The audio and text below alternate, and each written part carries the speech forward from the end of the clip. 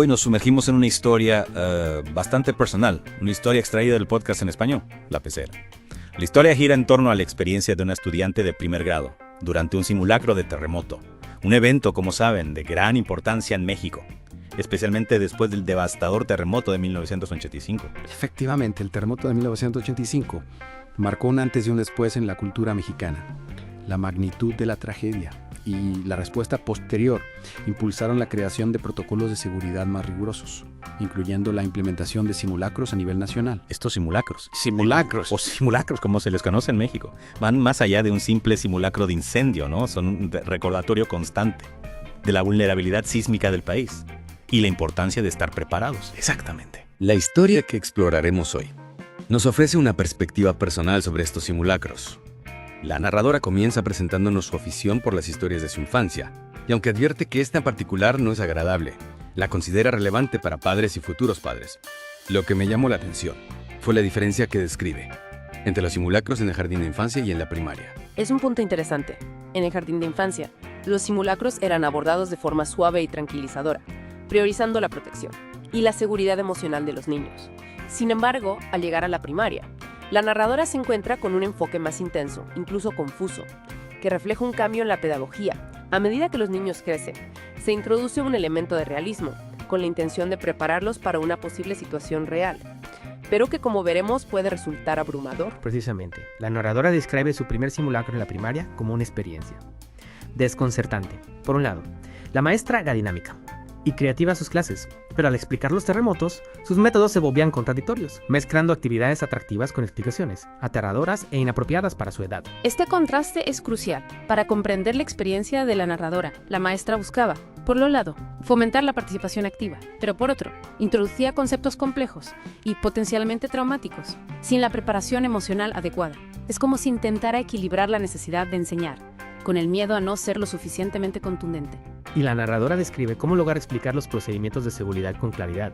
La maestra recurría a misas acangráticas y apocalípticas, llegando a decir que el piso se abriría y tragaría a los niños. Imagino el impacto de esas palabras en una niña de 6 años. El lenguaje, aunque quizás bien intencionado, puede ser profundamente perturbador a esa edad. Los niños no siempre tienen la capacidad de discernir entre la realidad y la ficción, y este tipo de imágenes pueden generar miedos irracionales y duraderos.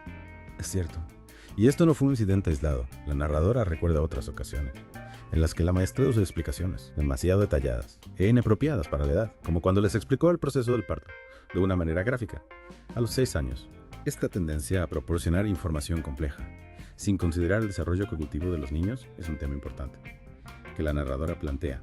Si bien es crucial educar a los niños sobre temas importantes, la forma en que se presenta la información debe adaptarse a su capacidad de comprensión y procesamiento. Y la historia toma un giro aún más preocupante. Durante el simulacro en sí, en medio del caos y la confusión, la narradora se separa de su grupo y termina en una aula diferente. Un momento crucial en la historia. Aquí vemos como una situación de estrés, como un simulacro, puede afectar a la dinámica entre adultos y niños. Exacto.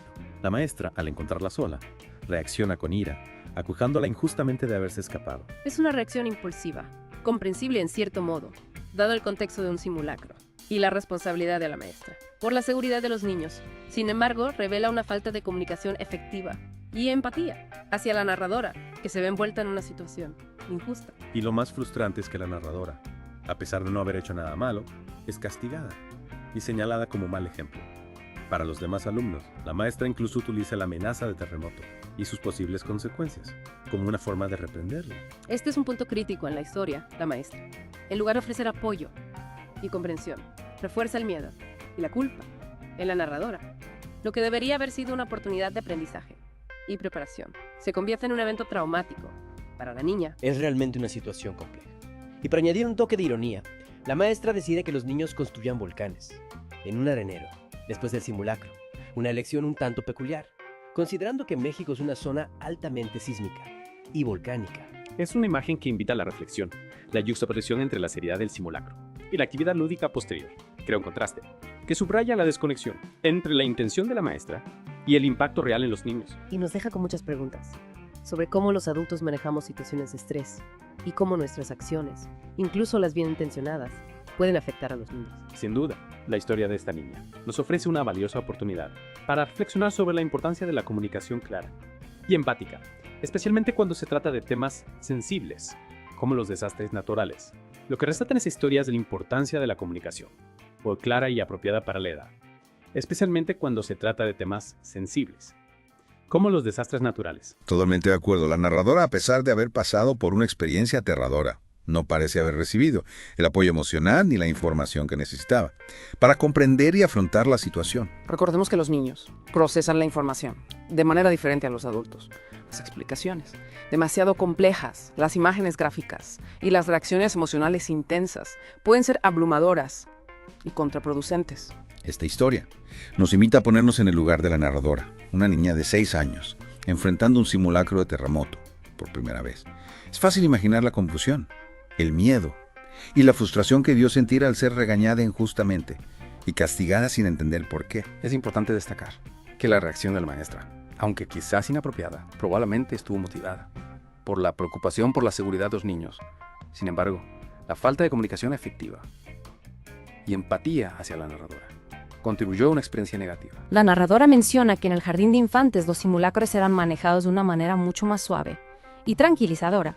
Las maestras se encargaban de evacuar a los niños, sin generar pánico ni miedo. Este contraste entre las dos experiencias educativas resalta la importancia de adaptar las estrategias de enseñanza, las diferentes etapas del desarrollo infantil. En el jardín de infantes, el enfoque se centra en la contención emocional y la seguridad física. En la primaria, se introduce un elemento de realismo, pero es crucial hacerlo de manera gradual y sensible. La narradora describe como la maestra en la primaria, en lugar de explicar los procedimientos de seguridad de manera clara y concisa, recurrió a descripciones aterradoras y exageradas, como la imagen del piso abriéndose, para tragarse a los niños. Este tipo de lenguaje, aunque quizás bien intencionado, puede ser altamente traumático. Para los niños, es importante recordar que los niños, especialmente los más pequeños, tienen una imaginación vívida y pueden interpretar las palabras literalmente. Y lo que es aún más preocupante es que la narradora, después de ser regañada injustamente, fue castigada y señalada como un mal ejemplo para los demás. Eso sin duda puede tener un impacto negativo en la autoestima, la confianza del niño. El castigo en este contexto parece ser contraproducente. La narradora ya se encontraba en un estado de angustia y confusión, y el castigo solo habría aumentado su miedo y ansiedad. Lo ideal hubiera sido ofrecerle apoyo emocional, explicar la situación con calma y asegurarse de que se sintiera segura. La historia nos invita a reflexionar sobre cómo podemos mejorar la comunicación y la gestión de las emociones en situaciones de emergencia, especialmente cuando se trata de niños. Es crucial que los adultos a cargo de los niños, durante un simulacro o un evento real, se mantengan calmados, transmitan confianza y proporcionen información clara y precisa. Es importante también validar las emociones de los niños, escuchar sus preocupaciones y ofrecerles consuelo y apoyo. La narradora menciona que después del simulacro, la maestra decidió que los niños construyeran volcanes en un arenero. Esta actividad, aunque aparentemente inocente, puede interpretarse como una falta de sensibilidad hacia la experiencia que acababan de vivir. La elección de esta actividad, después de un simulacro, que probablemente generó ansiedad y miedo en los niños, parece un tanto inapropiada. La yuxtaposición entre la gravedad del simulacro y la actividad lúdica posterior puede haber creado una sensación de disonancia cognitiva en los niños. La historia de la narradora nos deja con una serie de interrogantes. ¿Cómo podemos educar a los niños sobre la seguridad sin generarles miedo? ¿Cómo podemos manejar las situaciones de emergencia de manera efectiva y empática? ¿Cómo podemos asegurarnos de que los niños se sientan escuchados y comprendidos en momentos de estrés? Estas son preguntas cruciales. Todos sus padres, educadores y cualquier persona que trabaje con niños debe considerar.